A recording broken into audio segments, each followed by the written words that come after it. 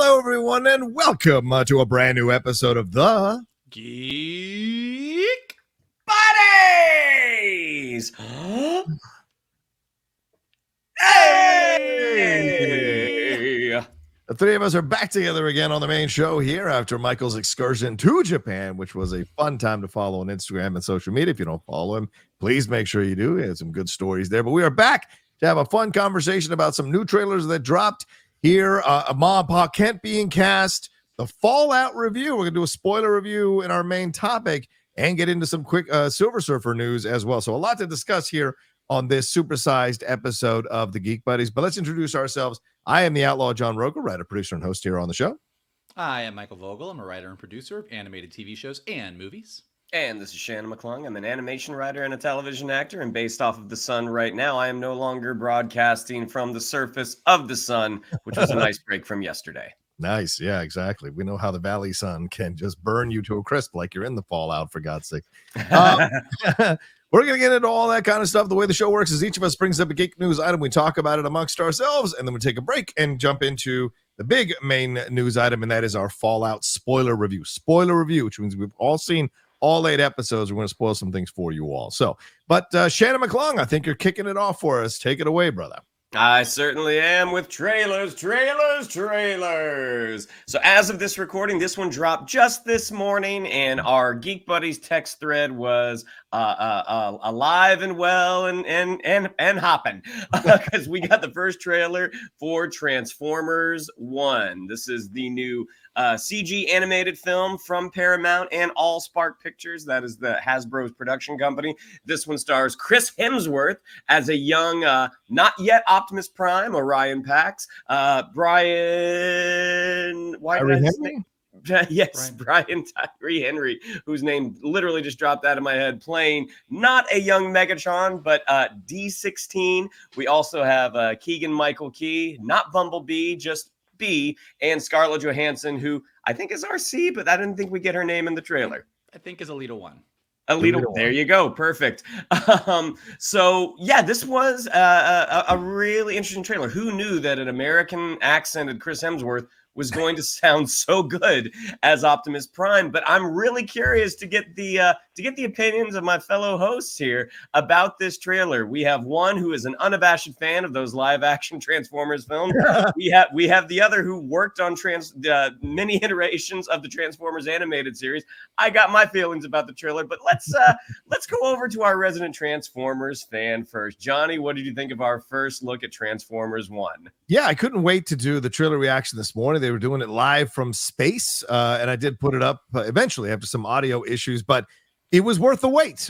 Even though I was angry about dealing with all that nonsense, the fact that I got the 2.5-minute trailer, almost 3-minute trailer, actually, if you include the back and forth between Hemsworth and Tyree to introduce the trailer, that I thought in the end, I thought this was so much fun. This is a nice, interesting approach to this trailer, to the Transformers franchise from Paramount Pictures. I really enjoyed it. The fact that they're releasing this as a theatrical feature tells me that they've got a lot of confidence in this thing. It went over gangbusters last week at CinemaCon, and I can see why. The humor here works really well. The visuals, the animation, all of it was a lot of fun.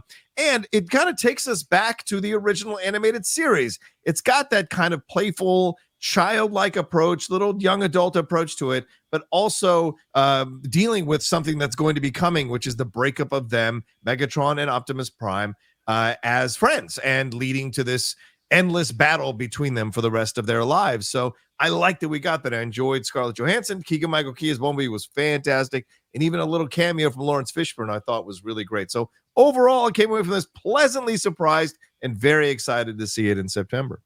Mikey, was Transformers 1 a win for you? Yeah, actually, for once, John and I can actually agree on a Transformers movie. So mark the day. This is a big event for everybody. I thought this trailer was a ton of fun. I think that, it's interesting for me because having worked at Hasbro, it was a little bit before my time at Hasbro, but not that far before, when I think it was the Transformers IDW comics. I think it was Chaos Theory, maybe, introduced this concept of the backstory between Orion Pax and a young Megatron, where Megatron, and I think in the original comic book version, was fighting in the gladiatorial rings, but he was very much about pushing him back against the hierarchy of Cybertron, and Orion Pax was very inspired by him. And when we did Transformers Prime, we took a lot of that and put that into the backstory of Megatron and Optimus in our show as well. So this version of it, even though it's a little bit different, like this is what I think the Transformers live action series was missing a little bit. Like when we always would debate about the Bay movies, you know, it's the fact that there is a lot of really cool, interesting character stuff that I think was left on the table. So even though this trailer was tonally much more comedic than I was expecting it to be, which I think was a good thing, it still feels like there's some story underneath that's interesting. Like everybody knows, even if you know nothing about Transformers, you know that Optimus Prime and Megatron are the leader of the Autobots and Decepticons. It's the good guy and the bad guy. So to see them together in this buddy kind of this buddy movie where they are working as a team and getting this whole backstory, I think that's just going to be interesting to people.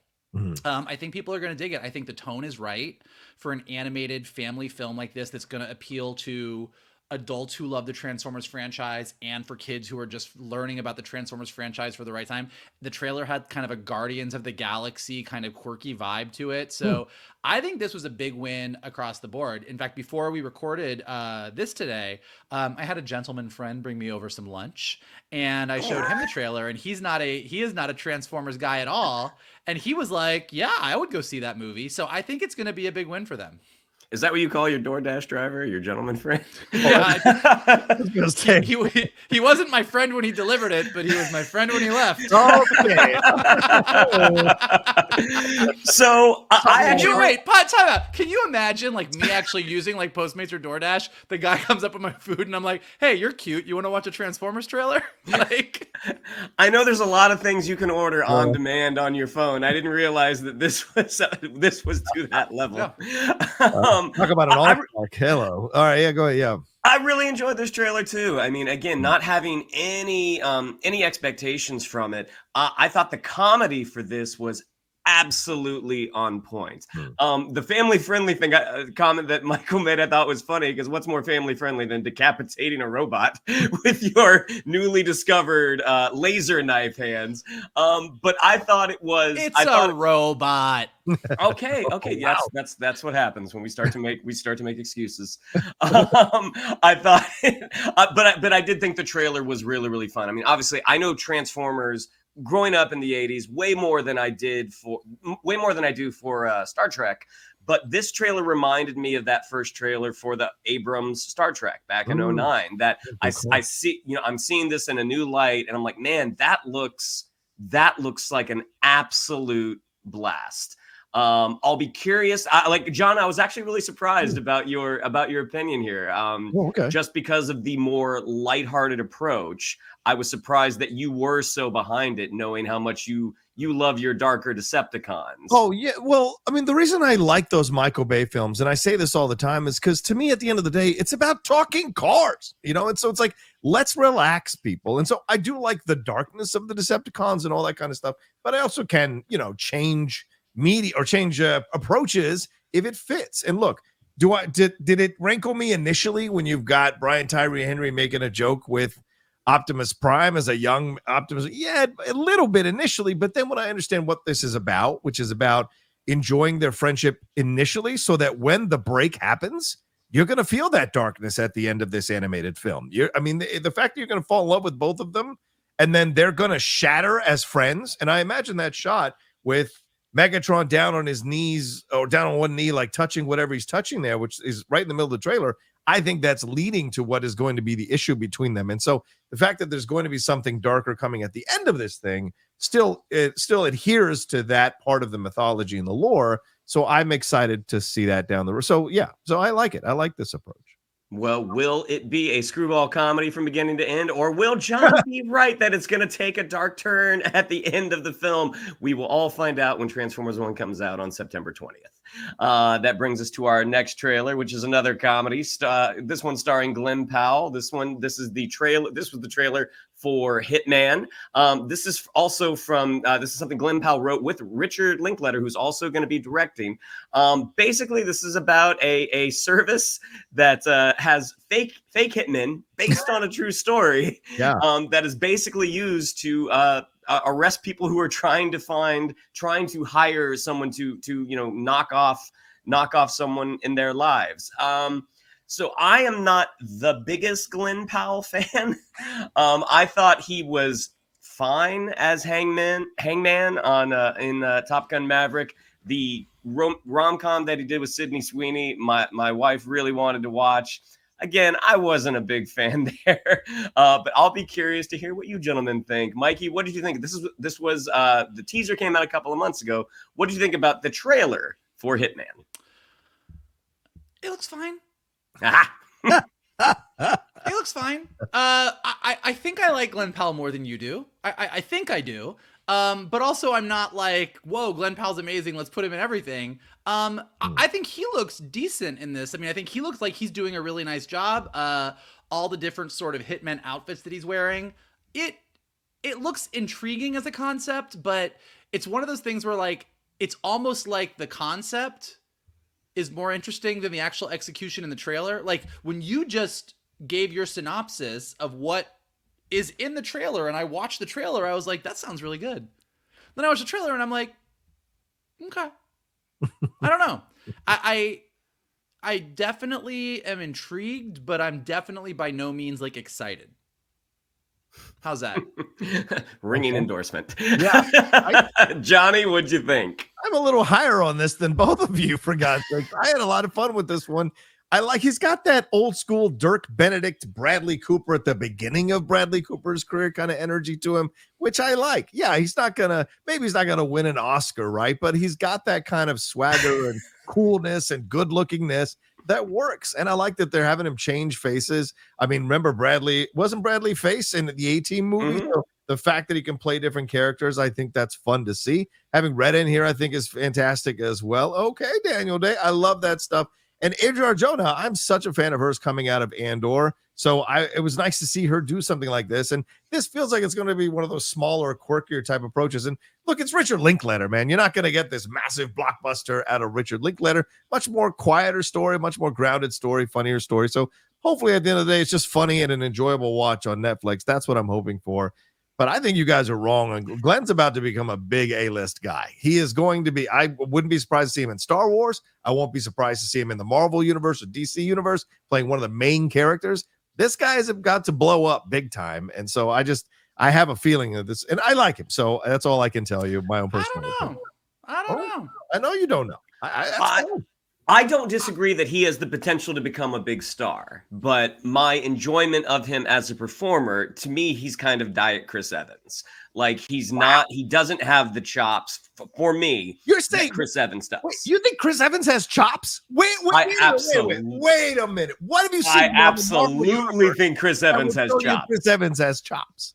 And you can't say Knives Out. Knives Out's fun larker thing. Like he wasn't really doing anything really deep or. I wasn't going to say Knives Out. What would Go you watch any film that he is Steve Rogers. I mean, I know you're not a huge fan of that character, looking at what his performance. No. He's great at Steve Rogers. I'm just not saying that's not where you judge chops. I wouldn't necessarily say, but I would fully disagree with you. Okay. When you look at the roles that preceded him playing Cap. He played all these wise asses, and then you got to see this absolute earnest portrayal that he carried over 7 films. I disagree with you wholeheartedly that Chris Evans has chops. I'm just saying he's about the same level as Glenn Powell, in my opinion. I just love the headline. Geek Buddies co-host John Rocha says superhero movies are not where you get your acting chops. I didn't say it's not the only place you go to prove your acting chops is what I'm getting at. You have to go beyond the superhero movies to prove to me your acting chops, in my opinion. And so I think that's the approach there. But Michael, you haven't chimed in. Shannon and I were going at it. What do you think? I mean, listen, I was trying to get a word in edgewise. You two were. Now I know how Shannon feels most of the time. I am actually the opposite of Shannon. Okay. I think Glenn Powell's a perfectly fine actor. I think his acting chops are perfectly fine. I just don't know that he has that star quality. I think he's attractive. He's got that, like, I can see Hollywood going, hey, yeah, this is the leading man, but he doesn't seem to have that X factor to me. Like, that's the thing is that, and like, look, regardless of Chris Evans' acting chops, Chris Evans has that X factor. He has that thing that you're like, when he's on screen, you're like, I'm looking at that guy.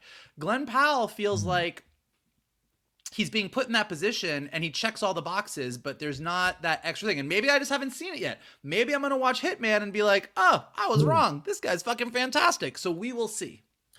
I just would like to show you the box office returns for all of Chris Evans's movies outside the Marvel universe, and that he's the star in. You tell me how many guys are like, oh yeah, I want to see that guy. I don't know. You could make the same argument for Robert Downey Jr. No, because you have Sherlock. You can't, because he has Sherlock, and that immediately eliminates him from that contention. And Dr. Dolittle. That's fair. That's totally we have devoted enough time to Hitman. if you would like to the movie very interesting. If you would like to see Hitman in the theaters, guess what? It's actually going to come out on May 24th for a limited run before it goes to Netflix on June 7th. Netflix probably seems like the type of place to see a movie like this. Especially for me. I want to say one thing. I don't want you nerds to fucking go crazy on me. I'm not saying that people in Marvel movies can't act. I'm not fucking saying that. I want that very clear. I don't want any social media bullshit. All go get him. Go get him. Get him. I'm just saying that you have to do more than just the superhero movies to show me you've got real acting chops. That's all. Doesn't mean you can't deliver great performances. I always defend the performances in the superhero movies, especially Robert Downey Jr., who I think is great. So I just want to make it clear before people come after me. Go ahead, Ms. Shannon. I mean, appropriately, our next trailer is the thing that John Rocha is finding himself in right now. It's called Trap. This is the latest from M. Night Shyamalan. This one is starring Josh Hartnett.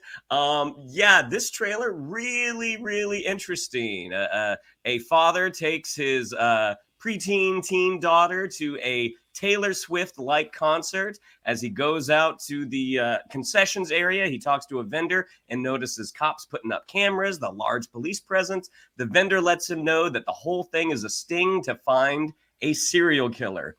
Hartnett goes into the bathroom thinking, oh no, my daughter's in trouble. He pulls up a phone and you find out he is actually, we're led to believe, the serial killer. He has a live footage of a hostage, what we are either is in his basement or his storage facility offsite.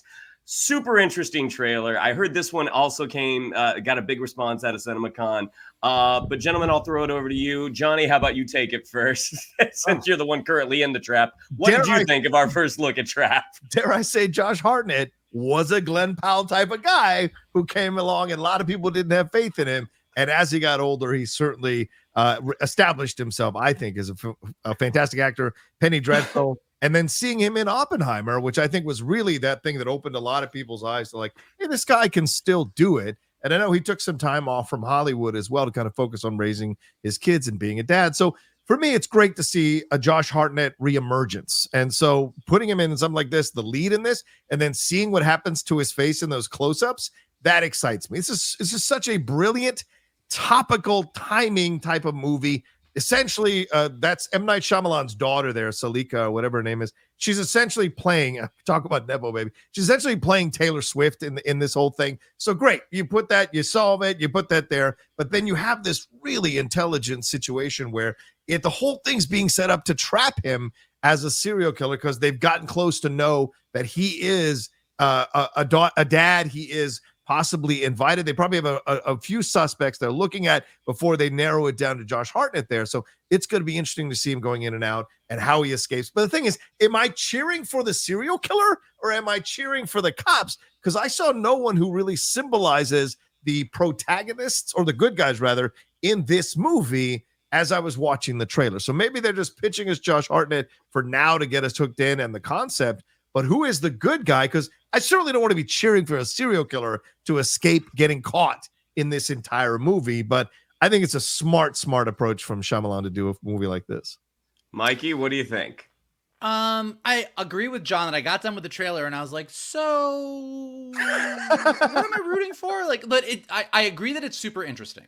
Yeah. But is this split M. Night Shyamalan, or is this Glass and old M. Night Shyamalan? Like, that's like M. Night Shyamalan is just such a mixed bag that like and this is, I feel bad saying this. This is a shitty thing, but like M. Night Shyamalan's name has gotten to the point where if like you just showed me this trailer and M. Night Shyamalan's name was nowhere on it, I would go, that is a really interesting idea. I'm not sure if I'm supposed to root for this guy or not, but like, what a concept. Like, they set him up as this great dad who took his daughter to the concert, but then you find out he is a serial killer, and like, is his daughter going to find out? Like, what is this going to be? Like, what's his relationship? Like, everything is interesting about it. And then it's like from M. Night Shyamalan, and I'm like, fuck.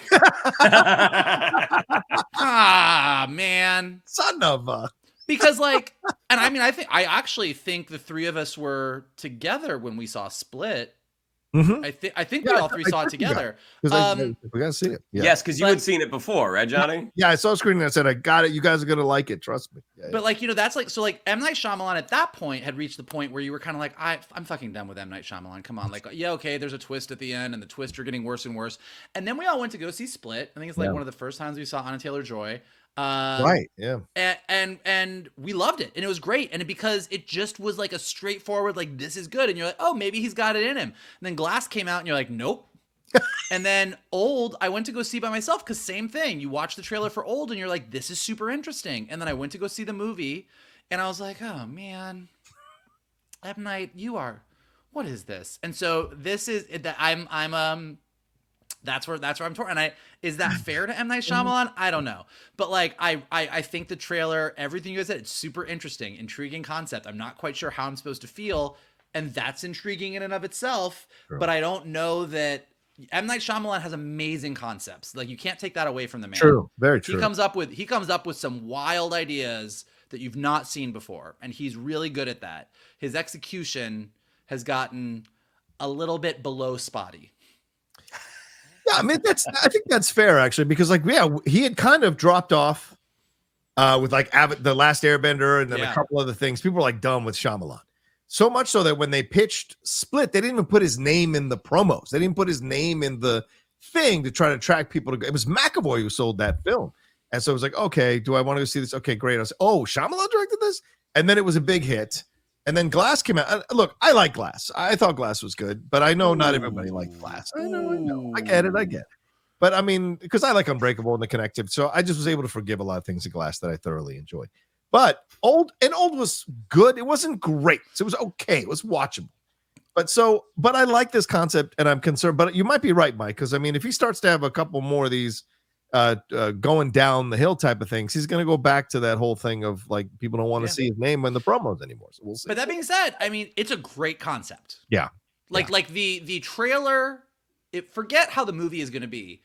The setup of this guy takes his daughter to Eras, basically, is the Eras. Yeah, basically Eras. Like you're dad takes his daughter to a Taylor Swift concert. Daughter is like, Dad, this is the best day of my life. I love this so much. Dad finds out that there might be a serial killer in the concert hall, and you're like, oh shit. Is his daughter still there? Is she safe? And then you're like, nope. Like the twist in the trailer is great. Yeah. So it's a great trailer. It's a great concept. Will I go see the movie? Absolutely. Will I walk out of that movie and be like, God damn it? Probably. Probably. Once you get into the theater, will you feel like you are in a trap? A trap? Oh. We'll find out on August 9th when Trap hits theaters. All right, there you go. Thank you, Shannon. Appreciate that. Let's take a quick break. We're going to jump into some Superman news right after this.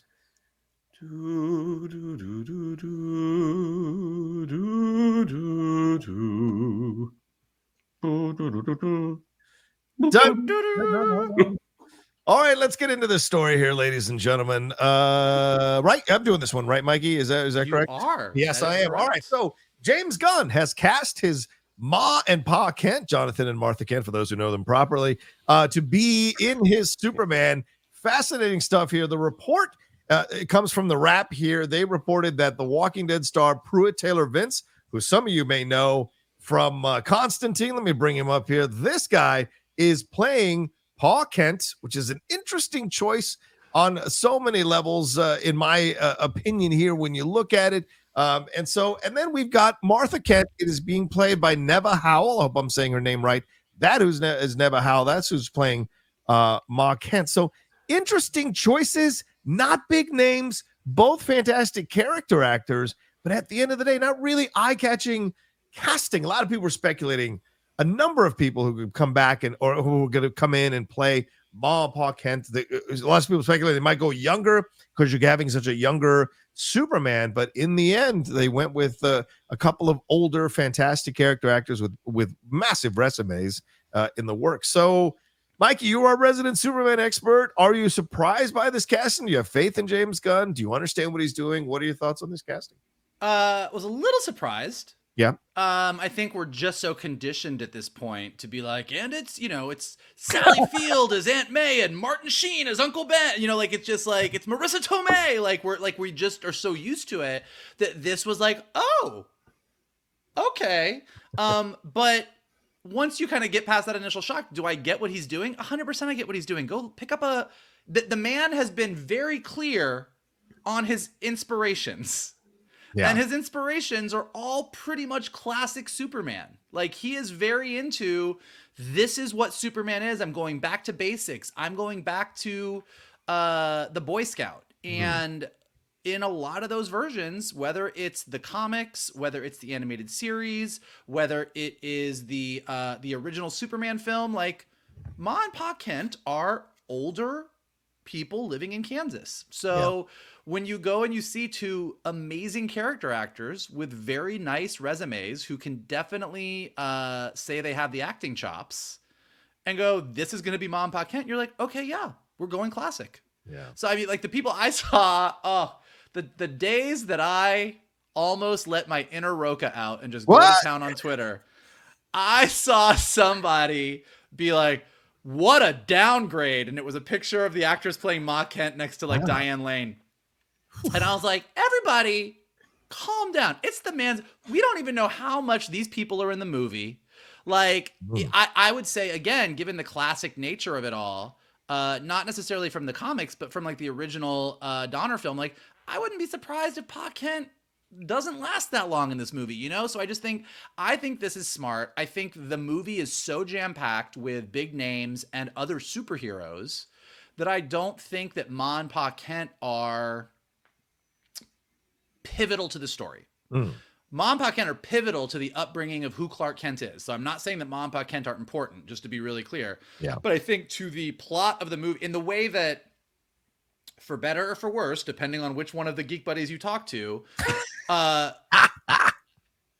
Kevin Costner's Pa Kent was pretty pivotal to Henry Cavill's journey as Superman. Yes, he was. And was a big chunk of that movie was dedicated to that.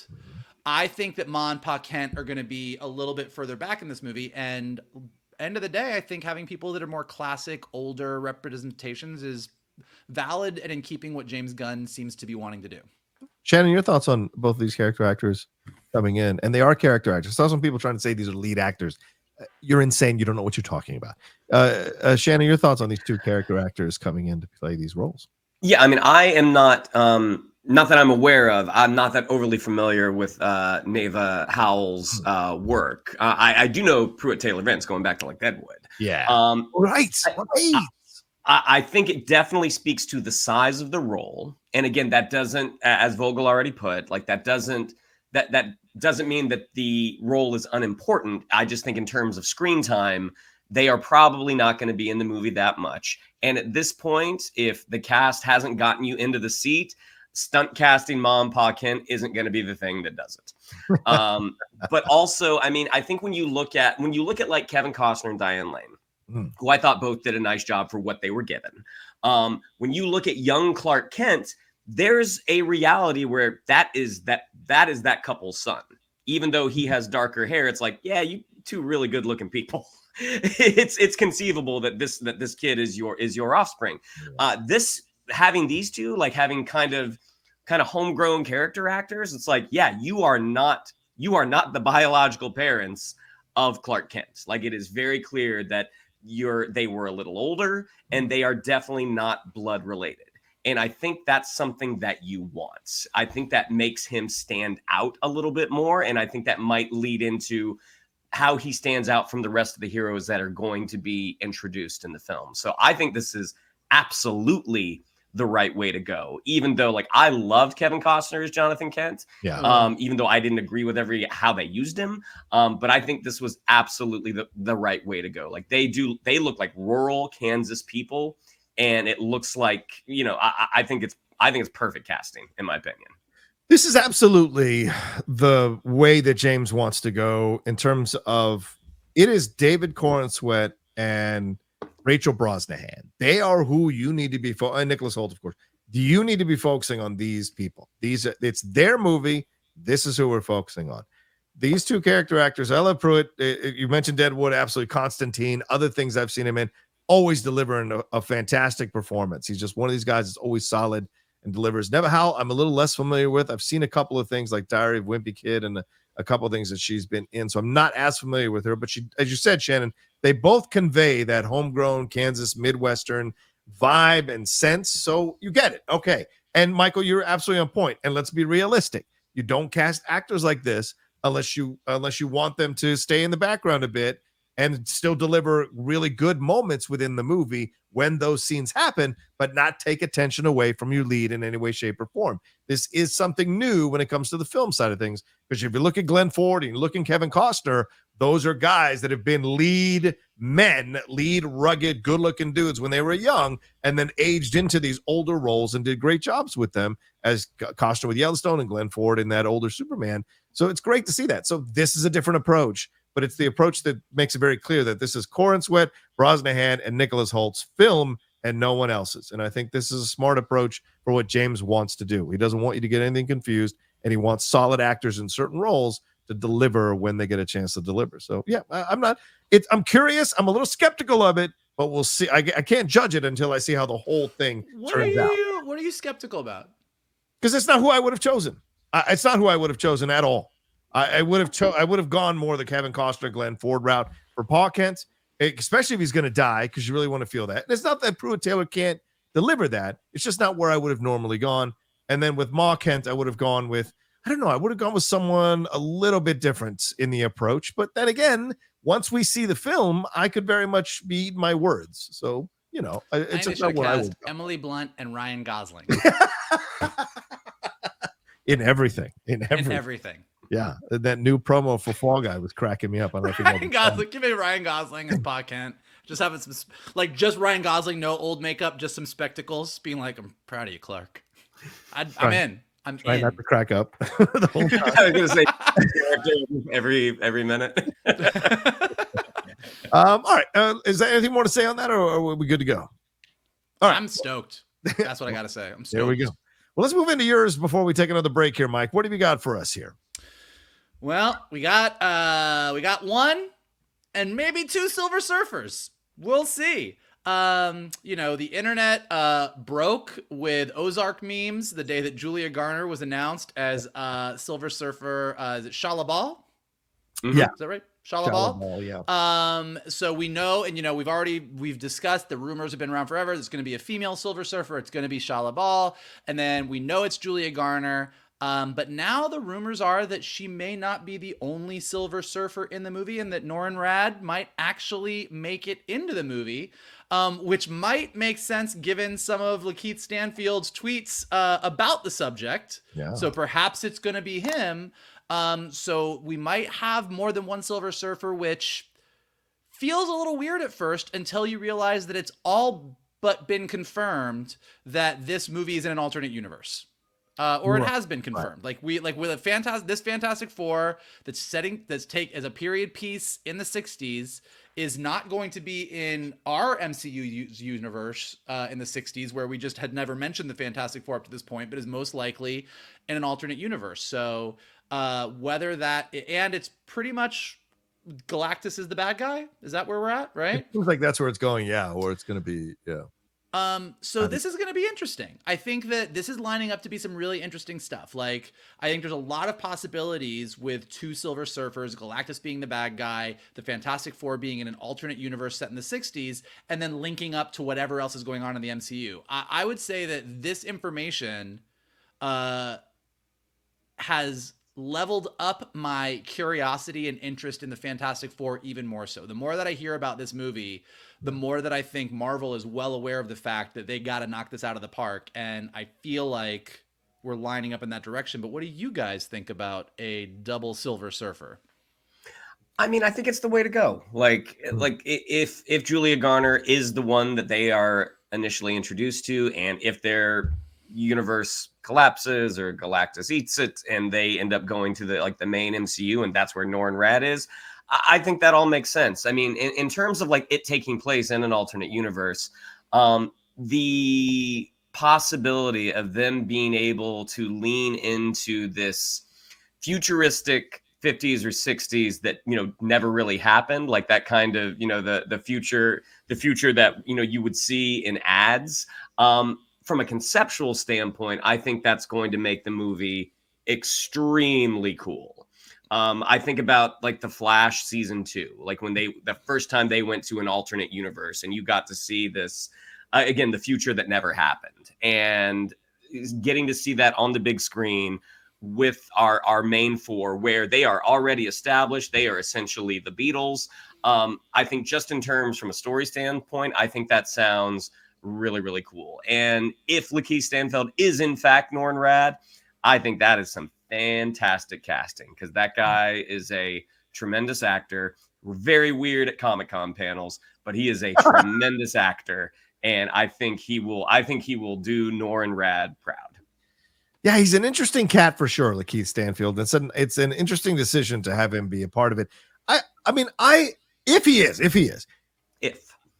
hope this isn't inspiring the anti-woke YouTubers who lost their shit over a female Silver Surfer, be like, see, Disney listened to us and they course corrected and they gave us what I wanted.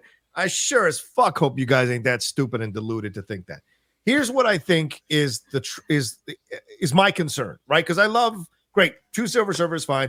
We know, if you know the history of Shia LaBeouf and Norrin Radd, that they were together. They were in a relationship and whatever, and he became Silver Surfer first to save her life, and then eventually she became Silver Surfer. So are they messing with the timeline of that? Is this how they meet? Does she not become the Silver Surfer first? Is he the Silver Surfer first? And then she later on in the movie becomes Silver Surfer? I don't know. But either way, I think it's an interesting choice to have this twosome together in the film. Don't know if it's Lakeith Stanfield. I imagine they'll do an announcement when it's official. But we're adding another character, another love story to this movie. So it seems to be like we're getting close to that thing where Marvel adds too many characters and we start to worry about the balance and the weight. And is everyone going to have enough time to really lay their history out as an introduction? We will see. But I do like the idea of Norrin Radd being a part of this. I like Shia LaBeouf being a part of this. So it gets me excited. I just hope the film will carry the weight of these decisions that they're making, in my opinion. Well, and also there's a couple assumptions in what you said that we don't know are true. Sure. Like we don't know that there's that yes, the comics, that love story is absolutely a piece of it. But it could also go the way that Shannon says. I mean, if every universe has a Galactus and every universe has a Silver Surfer, Julia Garner might be the Silver Surfer for 90% of the movie. And they deal with Galactus. They don't beat Galactus. Galactus eats their planet. The multiverse explodes. Whatever happens, the Fantastic Four gets away. They get to the MCU, and Norrin Radd shows up and says Galactus is coming. Boom, the end. Like, so it could, there's lots of ways that say, just because you're doubling Silver Surfer doesn't mean that they're necessarily devoting a ton of time to the Norrin Radd Shia LaBeouf story, or that their love story is going to kind of take away from the fan. Like, that's a lot of the we don't know, and we're making assumptions based on comic book history. So that remains, you might be right 100, by the way. That also, all that to be said, I could be wrong and you could be 100% right, and we'll all watch the movie and go, well, they tried to do too much. So you could be 100% correct as well. But I do think that given the multiverse of it all, my guess would be if we have 2 Silver Surfers and we have our heroes, we're all assuming, jumping universes by the end of a movie, I think we might be dealing with 2 different Silver Surfers from 2 different parts of the multiverse. Yeah. That's massive though, right? You get Galactus, 2 Silver Surfers, the Fantastic Four. It's a lot, man. It's a lot. I don't know. Well, I think that's where, but like what's fun about, look, there's a lot that's not fun about the multiverse. And I think that Marvel in the past 5 years has shown us that there's times that the multiverse is not very fun. Yes. But one of the fun things about a multiverse is that you can take certain things and expectations. Like you could I mean, I don't think this is what's going to happen, but you could open Fantastic Four and it could be like fucking Armageddon. Like, instead of the first 10 minutes of the movie being like, there's a giant meteor that's coming to Earth, the first 10 minutes of the movie can be like, Galactus is coming. Yeah. Like, in this crazy 60s universe, whatever. And the entire movie is, can we beat this? Can we beat this? And then they can't. And then their only option is to leave. And then Reed Richards is dealing, once he comes to our universe, with the guilt of like, he couldn't save his universe, so he's going to save that. Like, there's 1,000 ways that you can use Galactus and stuff to not be like, here's the bad guy. They're going to fight him in the third act. It's going to be this thing. Like, they might lose. This might be part of it. So I think there's a lot of cool potential. Again, there's a lot of, I'm giving you the optimistic side. There's absolutely the version of like, we're like, God, man, we were all so excited and it was multiverse nonsense and Galactus was stupid and, oh God, like blah, blah, blah, MCU, give me Endgame. We're never going to reach that place again, blah, blah, blah. But I'm currently excited for it. I mean, people forget Oscar Isaac played Apocalypse. People forget that Oscar Isaac played Apocalypse. The biggest crime in comic book history is taking that beautiful, beautiful, beautiful man and putting him under those horrible prosthetics. And ruining a great storyline in the X-Men comics. Like, Apocalypse is arguably my favorite storyline in those comics, and to have it ruined that way just fucking drove me insane. Anyway, but you might be right, Mike. So you're the optimistic one. And I do envy your optimism on these things. All right, let's take a quick break. And when we come back, we'll do our spoiler review for Fallout and dive into everything that went on in those 8 episodes. And again, just a warning, spoiler review. So if you haven't seen it, you can turn off the Geek Buddies right now, go and watch it, and come on back and watch the spoiler. We'll be right back right after this. Do do do do do do do do do do do do do do. Can you tell me what that was? Ring of Fire. Good job, man. Good job. I tried to do it a couple of weeks ago, and I thought I was more successful based off of Vogel's facial expressions. Yeah. Maybe not. I feel like but he wasn't here. He didn't hear about how badly I massacred the person. That's fair. All right, let's get into our spoiler review here for Fallout. We certainly spent a lot of time ourselves respectively watching this series this week. Michael seemed to have torn through it before Shannon and I finished it, but we are here to talk about this interesting series, fantastic series in my opinion, and break it down for you all. Just a big quick background. This begins in retrofuturistic 2077, in an alternate history of our world here with technology from the 50s and the 60s. Another Cold War threatens humanity, and the population is forced to live in massive fallout bunkers called vaults. Vault daughter Lucy leaves her protected community to go and find her dad. She runs into Maximus, who has taken over one of those mechanized outfits there to be Knight Titus. And then we also meet the Ghoul, who is played by Walton Goggins. And essentially, we find out that all three of them want to kill Kyle MacLachlan.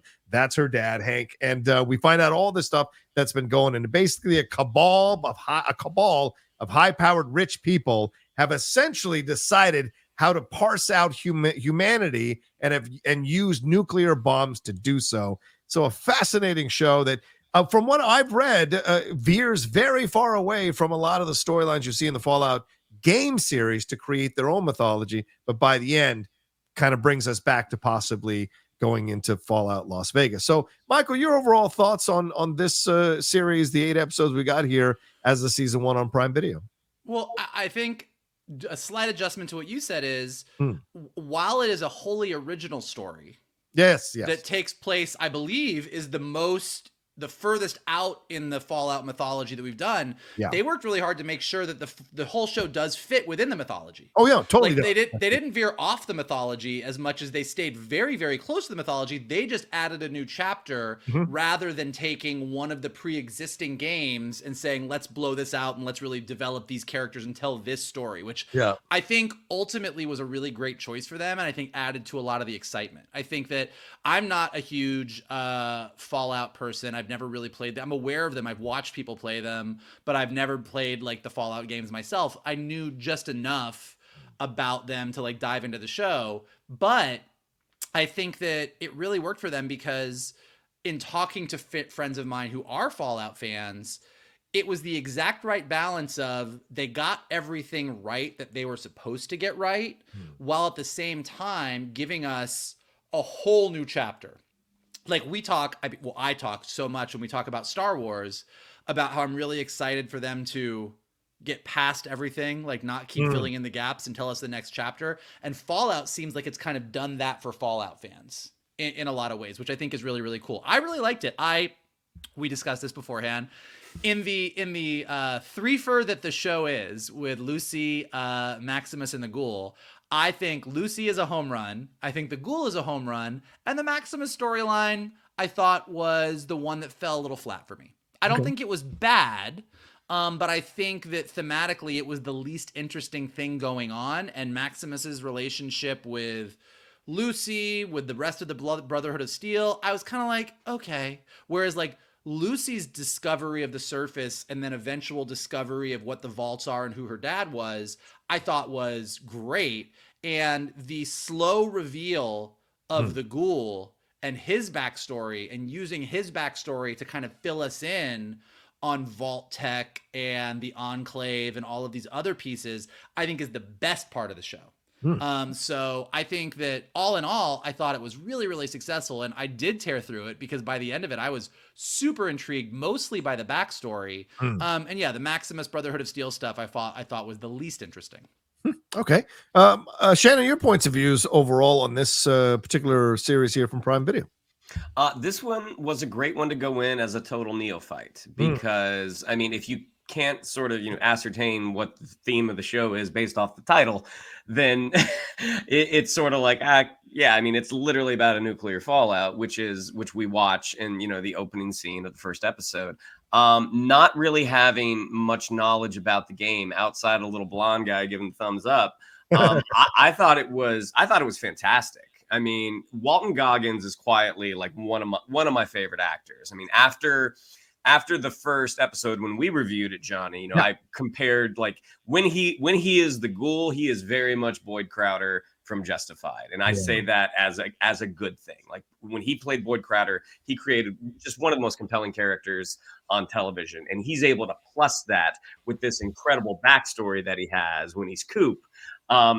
I just loved watching Walton Goggins, this character's journey over those 8 episodes. Same thing with Ella Purnell. I mean, I know her from Army of the Dead. I didn't realize she was in the first season of Yellow Jackets. But I thought that sort of fish out of water, that wide-eyed innocence that she was able to play, and as she gets acclimatized to this world, I thought she just did such a fantastic job. I don't disagree that the Brotherhood of Steel storyline, maybe of the 3, is a little not pertinent, maybe a little undercooked, but I did like Aaron Moten's Maximus, and I really liked his dynamic that he had with Johnny Pemberton's Thaddeus. I think you probably could have dived into that a little bit more. I mean, the whole revelation of Johnny Pemberton's character saying, like, I was the guy that got picked on. Yeah. And when this new group showed up, I was like, hey, let's go pick on him. So I thought they had some really, really nice moments. Outside of that, I thought the action in the show was fantastic. Like it was so well shot. And again, we talked about it with the first episode. You can tell there was so much care and money thrown at this show because it just felt like a real world. Like it felt so tangible. And the more that you find out, especially through Walton Goggins, through the flashbacks, you find out how things transpired the way they transpired, that ultimately it all comes down to business. Like it's better to nuke the competition rather than try to live together. Like that was just such a wild journey. But the show was fantastic. My only concern about it is, even though it left us in a good place and excited for season 2, depending on how long this show is to put together, it reminds me a lot of Jonathan Nolan shows that take a long time to get their second season. By the time that second season does come, other stuff may have taken its place. Like will it be a show after a year that we're excited to dive back into? That remains to be seen. But I thought those 8 episodes were fantastic. Yeah, I agree. I really enjoyed this series, and like both of you, kind of a neophyte into the world of Fallout. Maybe Michael's played it or seen people play it more than I have.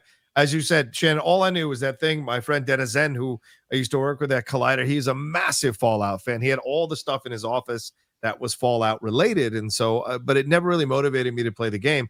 Watching this series, I immediately want to buy all this Fallout stuff and play it because I like the darkness here and the darkness of the themes here. In essence, I mean, we can love humanity, but we know humanity is always going to default to war about whatever is available, whether it be water or petroleum or whatever is of value, bottle caps, whatever. They're Obtanium. Unobtainium, yes, all that kind of shit.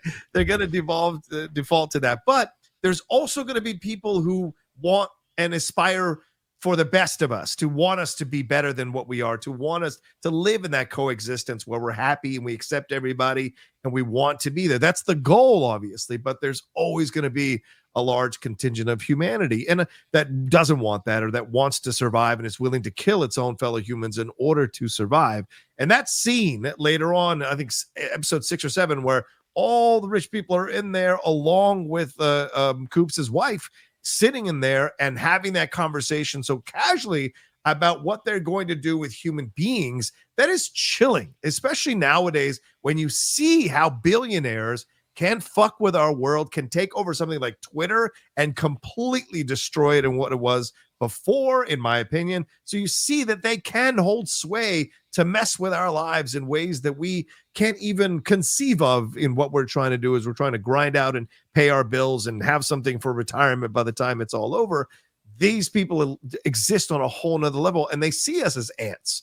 It's heartbreaking to watch that scene. But I also thought that what was genius about the show as it went along is Ella Purnell was going on the journey that Coop already went on. Mm-hmm. And I think that is so great. Like both people finding out that a family member or a person that they were married to, essentially the family member, betrayed Earth or betrayed them or betrayed humanity. And to see that unfold over those 8 episodes, I thought was a joy. And yeah, I thoroughly enjoyed Ella Purnell, who I don't know too well, and I really enjoyed her in this. I loved Walton Goggins. Even Michael Chiklis tweeted out about how great Walton Goggins, who of course was in The Shield with him, how great Walton Goggins is, and that he's so happy to see him finally getting the recognition he deserves because he's been in so many things. And I liked Aaron Moten. I know Michael will contradict us, but I liked him as Maximus. I enjoyed how he underplayed everything. He was a guy who was overwhelmed by the situation constantly. He wanted more, but maybe not having the emotional tools or the fully intelligent tools to be able to get more. But he's a survivor at the end of the day. He's a fucking survivor one way or another. And I kind of appreciated that and respected that, considering the fact that his family was killed when he was probably 4 or 5 years old coming out of that refrigerator. So he hadn't had any kind of guidance. So he's got this kind of overbearing brotherhood of steel guiding him instead of a mother and father who can teach him right from wrong. You have this military style industrial complex and this brotherhood trying to force these values on you. And I kind of love that as an element of Maximus's story. Michael, do you want to chime in on something more, Mike, before we move on to a couple of specific things? Yeah, well, I think you and Shannon both said something. Here's my actual issue with the Maximus storyline. Mm-hmm. Shannon just said in his talking about it that while he enjoyed it, it didn't seem that it was necessarily pertinent to the story. And you just said pretty eloquently what was great about the Ghoul story and the Lucy story, in that they are on the same journey. Yeah. I mean, and so to me, where this show really, really shines is this is a show about, like, what does it mean to be a good person? Like, what does it mean to be a good person? Like, Lucy comes out of that vault very clear on the okie dokie, let's treat everybody fair and let's be the right person and let's do this. And I'm going to ask really politely. And the Ghoul tells her at one point, you're going to become me. You're what I used to be. And she's like, I will never be you. And then as you're watching the Ghoul story, the Cooper storyline kind of unfold, and you're like, God, he was that guy. He was a good guy. And now he's on the complete opposite end. So him and Lucy, that thematically is so clear. And it's so clear about, like, how far do you have to get pushed before you go from this to this, and then to get to the end. And she has the same sort of lightning bolt moment that he Yeah. had Yeah. when he heard his wife being like, let's just bomb everybody. Like his wife was like, let's bomb everybody. Her dad was like, I'm going to bomb everybody. It's the exact same thing. So when the ghoul says to her at the end, you coming with me, and she goes off with him, you're like, okay, I get this. And this whole sort of crazy zombie mutant morality play is awesome. Now, Maximus as a character should be pertinent, because you have a character who should be this, I was saved by a knight of the Brotherhood of Steel and decided I want to be that because it's good. And my entire, on this whole journey with Lucy at one end of the ghoul at the other, he seems to be the character that should be like, I want to do good, but I keep doing bad. I want to be a hero, but I let the guy die. I want to do this, but then I lied to Lucy. And there should be, the morality of him should be really in there. So it should feel very pertinent of like, oh, this is a further examination. But what ends up happening, and I can't tell if it's the writing of Maximus, the performance of Maximus, or some kind of combination, it ends up just feeling kind of muddy. You're like, okay, you're doing this, but now you're doing this, but you can't really work the machine. And now you're kind of in the vault and you really like popcorn and oysters, but you don't know what, like, it didn't have the sharpness that Lucy's story and the Ghoul's story did. So out of the three, it wasn't horrible. Like, we've seen way worse on television than the Maximus storyline. But when you have two other actors and two other storylines that are just crystal clear, super sharp, and the performances are just A+, everything about Maximus felt slightly subpar to me. God, it's funny because I like the messiness of Maximus. That's one of the reasons why I enjoyed him, because like most human beings, they're fucking messy. And they'll say, I'm a good person, and then do something that's serving their own needs in a certain moment and lie to themselves that, well, I had to do that at that moment just to do this. And so I like that he's got that kind of energy to him as a balance to these two very sharp storylines. That's fair. But I'm saying it's a personal preference, because you're not alone, Mike. A number of people, as Shannon and I were discussing before you came on, before we recorded, a number of people have gone on social media and other places to kind of bash the Maximus storyline or bash the performance or the character. And I just don't understand it. I like the messiness of him. You know? For me, and again, this is all subjective, and I think, I'm glad that like I'm glad. I'd rather you like it and me not than all of us just be like, we agree on everything. Like, I think it's interesting that this is sort of a, okay, well, because for me, I don't disagree. Like, I like messy, and I think what you said about a character that's messy and tries to do one thing and does another, I think that it feels like had there been a really nice writing pass on the Maximus story, and that exact concept, like if Lucy at one point was like, in the exact same way that the Ghoul in the show looks Lucy dead in the eye and says, you're gonna become me. Yeah. It's like, it's not subtle. It's on the nose. It's very clear. It's almost like I wanted at one point Lucy to look at Maximus and be like, do you want to be a good person or do you not? Because I can't tell. You know, like I wanted that level of clarity, but maybe the subtle is better. I don't know. But see, I mean, I agree with John that his whole story, it is self-preservation. I mean, when you look at him letting Michael Rappaport die, that has nothing to do with him being insulted. It's that the bosses are going to find out and they're going to kill me. So it's all about survival. And it's when they're in Vault 4 where he is living the high life. Like oh my God, this is fantastic. That he finally does make that sacrifice for someone else, even though it was it was misguided, because the people from Vault 4 might be some of the only good people left in this world. But I mean, I do understand in terms of the writing, like perfect world, you've got the Ghoul on one side, you've got Lucy on the other. He should have been right in the middle, but his storyline didn't quite fit. But I do that, what you just said about him being in the vault and kind of being in a place where he didn't have to be in survival mode and then made the right, like, that's actually a good point. I didn't think of it quite that way. So that's a good point. Yeah. Yeah. I think Maximus is most of, I think more, a lot of people don't want to admit how many of us are Maximus, and we want to be the Ghoul or we want to be Lucy, but in fact we're Maximus and maybe a little Hank. So that's what I like about this show, is that it was very open in turning the mirror back on society and asking questions of yourself. because we see them throughout the show. All the characters, right, do different things and change and what have you. Sorry, Mike. That's just my opinion. What do you think? What do you say? No, I was going to say, I think that's true. And I do think the other thing that you said that I 100% agree with is in the current social, economic, political climate that we live in. Yeah. With billionaires doing what billionaires do, and the rest of us kind of being like, what the fuck? I do think that this fictional Fallout universe felt very on point. Yeah. To your point, the whole scene with all of the beginnings of the Enclave in that room talking about what they were going to do and just being like, yeah, we're going to give all of you vaults and you do what you want with them. And cool. And I was like, this is...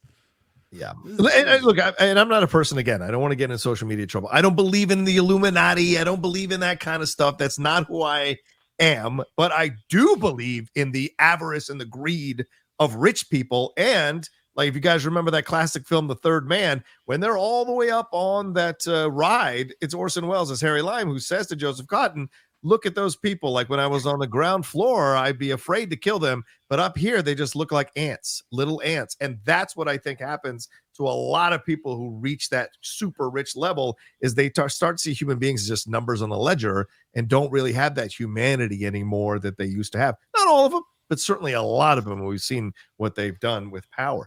Let's explore that. The themes in this one. Shannon, I'll go back to you. What really struck you about some of the themes and the messages as you were watching these 8 episodes of Fallout?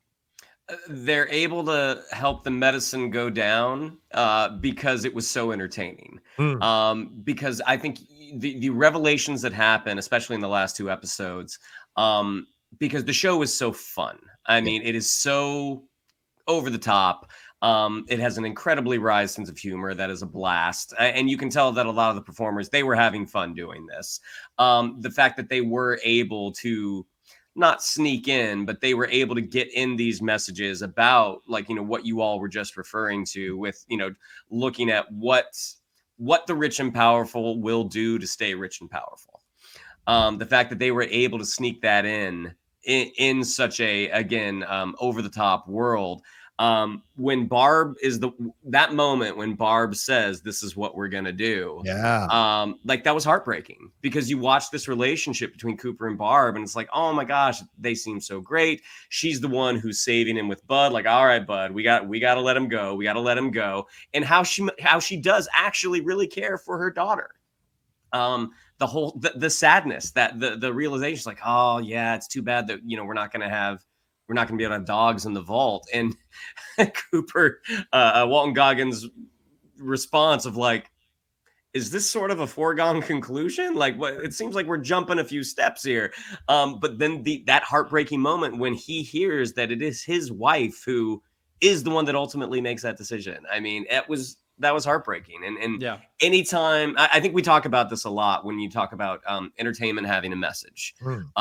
It's not until the entertainment has you that they hit you with the message. And that's exactly the way good stories are told. Yeah. Mike, what are your thoughts on themes and messages in this? Yeah, I think, they all kind of like weave together really nicely, which is, it's also, there's something very interesting to me about, and we talk about this all the time when people talk about like, make America great again. And what they're, and again, for most of us, we're like, the Norman Rockwell pictures look pretty. For my specific demographic, it wouldn't have been so great. But when you think about Make America Great Again, when people talk about it, it is the 1950s, the Norman Rockwell, the whole thing. So to the whole Fallout universe is interesting to me off the bat, because it's like, okay, even though it's 2000 something, 2077, I think is when the bombs go off. It's so set in a world that sort of stayed in that 1950s, 60s of yesteryear. It's like the outfits, the look, the music choices, everything. And it's also like, okay, well, let's talk about like nuclear, the nuclear scare gone wild and capitalism gone wild. Because had we stayed in that 1950s, make America great again, like that's what would have happened. And I think that was sort of part of the nature of the development of the Fallout universe with the games. And I think they brought that into this world really well. So it's that idea of like, and again, with the vaults themselves, it's that idea of like, there's a very specific kind of morality and idealism that is said, this is what we should be. Yeah. And this is what good is. So the very, very rich people who made the decisions for everybody and ultimately said, it's okay to bomb the world and wipe it clean as long as we make money. And this is what we think good is. This is what we've decided is good. And Lucy coming out of the vault at the beginning is very much in that this is what good is. And she's not wrong necessarily. Like, sure, that's really nice. It just sort of is excluding all these other people in their experience. And then to have the ghoul at the other end who's lived that entire time and is like, yeah, I get where you're coming from. Live in the world a little bit. Step out of your privilege for a little bit, live in the world, and let's see if you can hold on to that. Yeah. And so the capitalism, the super rich, the idea of what is good and what is evil, like it's all wrapped together into, Shannon's point, a super entertaining package with weird sci-fi secrets and cryogenic chambers and talking robots and mutants. And that's what makes it super fun. I also find it fascinating, and this is just something that's true in all storytelling, but they really hit the nose on the head in this, that morality is basically judged on what do you think of dogs. Yes, basically, yeah. I love like the second the ghoul, like I'm like, is the ghoul gonna be the bad guy in this, or what is he? The second that he lets that dog roll with him, yeah, I'm like, oh, he's a good guy. He can say what he wants. He can shoot who he wants. He's a good guy. Like it was really, really. And so then, because Shannon reminded me of that, because you have the whole thing with the dog with what's his face from Lost, who loses his head. Michael Emerson, right? Yeah, yeah, who loses his head really quickly, but him like taking care of that dog, leaving with that dog, and the ghoul taking the dog, like it's like the dog is important. And then even when you get to him and Barb talking about the dog, I mean, like, wait, we can't take dogs to the vault? It's like, oh, the vault people are bad. Bad. You don't like dogs. It's like, it's very clear. Well, Mike, swing back to you, because obviously you're showrunner, you're monitoring overall storylines, make sure they hit. What did you think of the storylines here in this particular series here, when you get this idea of the vaults and how certain people are certain ways initially at the beginning of this series, and then by the end you find out much more about them, and you hear about that they're all Vault-Tec employees who've been cryogenically frozen, and that they're going to and they have constantly been put in charge because they are Vault-Tec employees. They've all agreed to do this whenever they come out of cryogenic freezing, and then finding out that Vault-Tec planned for 32 and 33 to be breeding grounds for making an ideal society, and Vault 31 is where you had the cryogenic pods, and they would come out and take and go into the reemergence of society. But humanity endured. Humanity survived on the surface. So having all of that, and then all the different characters throughout this thing, like Norman finding out the stuff that he found out here as well, Leslie Uggams as Betty, finding out her role in all of this, the battling of overseers with Zach Cherry's Woody Thomas, which I thought was great. And even Stephanie Harper, who Annabelle O'Hagan played, her like one-eyed woman, essentially domineering Chet and domineering everything around here. What did you think of all the storylines here and the characters that we got? Well, when you think about an 8-episode run of a show like this, and I mean, like I like the way that you laid it all out, because when you lay it out, it definitely is a lot. It is a lot. But the reason I think the show is ultimately very successful, I think, and you guys can let us know in the comments, but for both fans of Fallout and people who are new to Fallout, is because it's all about how you parse out the information. Mm-hmm. And they told a very complicated story. Yeah. You get to that first episode, I was watching it with our friend Paul, and you had like the Lucy storyline in the vault at the beginning, but then you cut over to the Maximus storyline, and then you got the ghoul in there as well, and you're like, the fuck is that? And you're like, this show is all over the map.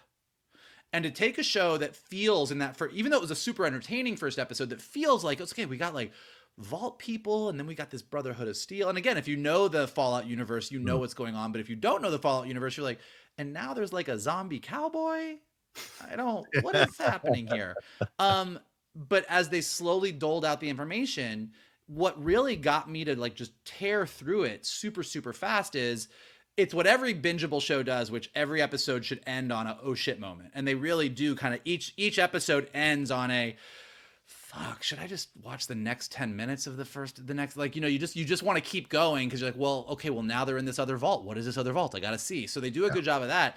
But also the way they use the Ghouls storyline to sort of take you back and slowly reveal the vault tech stuff, and that you're through the Cooper storyline, you're learning what happened as Vault Tech was building things, while at the same time in the vault, Lucy's brother is uncovering everything on the opposite end of it. Yeah. And so basically it's like you have like the vault 31 story thread happening here, the flashbacks happening here, but like they keep getting closer and closer and closer, and you get to episodes 6, 7, and 8, and then you find out that Kyle MacLachlan was the guy that was the big fan of Cooper. Like, and so that is just A+ storytelling. That there have been plenty of shows that we've all been fans of, some of them in very big genres that we are all very big fans of, that you can watch on Disney Plus, where they have a lot of complicated storytelling, and you get to the end of it and you're like, huh,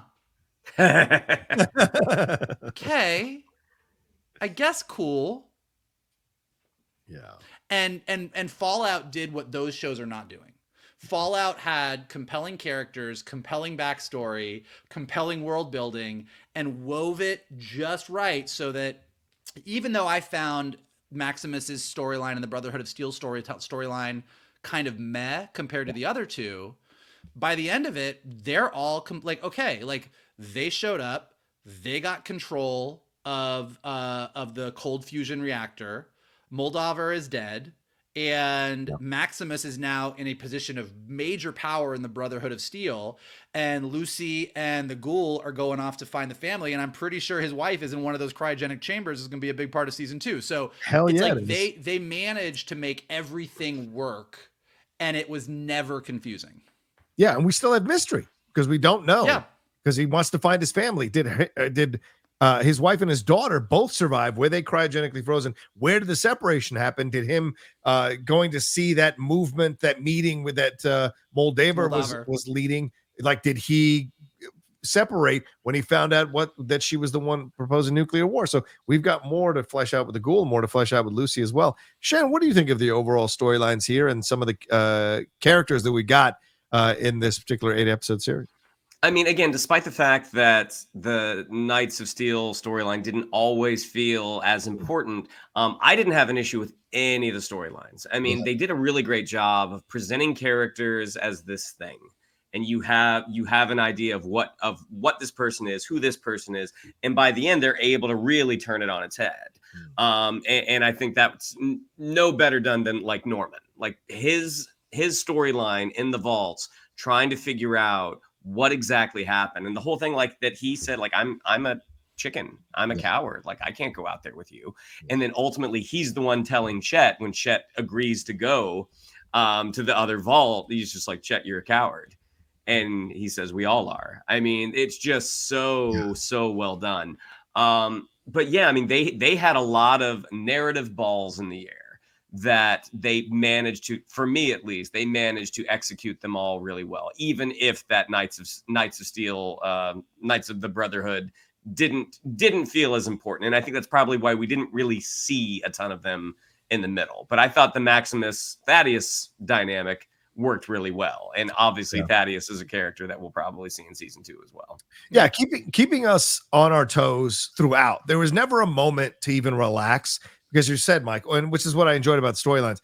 Like you said, we had to follow Norman's storyline. As soon as we got Lucy's storyline out on the surface, and every other storyline that's good, the Ghoul storyline, all these other storylines. Oh, and then we're going back in time and seeing that tension. So we were constantly in a state of tension or stress as we're watching the show, because we don't know which one of the people that we're connecting to is going to go through what and survive or be damaged. I mean, no, I didn't see Thaddeus becoming a Ghoul, but there we go. It happened. So all these little things throughout, I mean, seeing that Bud essentially is now a brain attached to a moving thing, I thought was genius. And the fact Roomba. That it's a Roomba, exactly, a moving Roomba, essentially an abnormal brain there. I just thought all of that was so interesting, the quirkiness of it all. But underneath the quirkiness, underneath the weirdness, was this danger, except, as you said, Shannon, with that Vault 4 that was full of all these people who were experimented on. and they were like the good people. They just didn't want to. They were like, oh, we're going to banish you to the surface, and then we're going to give you 2 weeks of supplies. And they're in essence, quote unquote, the freaks. Yet they are the normal people in this fucked up world, which I thought was a great little twist, is like a mini twist within the storylines of the show as well. But Shannon, I got to go back to you with this question, man, because I know we got to wrap up real soon, but here are the list of actors who are only in for like 1 to 3 episodes. McKelty Williamson for 1 fucking episode. Neil Huff, who's fantastic. Fred Armisen, Dale Dickey, Michael Emerson, Michael Rappaport. Who else we have got? John Daly, who was great as a snake oil salesman. Chris Parnell. I thought Zelia Mendez Jones as his friend Dane. I thought she was great. Kyle MacLachlan is only in 2 episodes. Michael Esper as Bud is only in 3. Matt Berry is only in 3 episodes.